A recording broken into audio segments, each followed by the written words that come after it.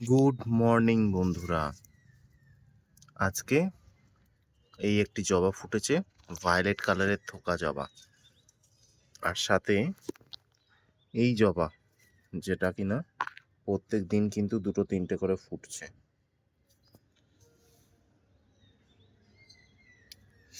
সাথে আমার এই লাল জবাটা, যেটা কিনা দুটো ফুটেছে আজকে। আর এই ফুলটা, তার সাথে একটি হলুদ।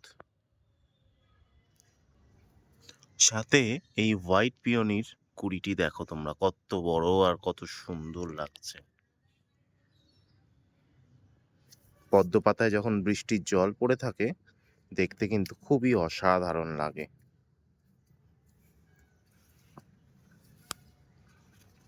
পাতাগুলি কিন্তু বেশ বড় বড় সাইজের হয়েছে, আর একটি কুড়ি এসে গেছে।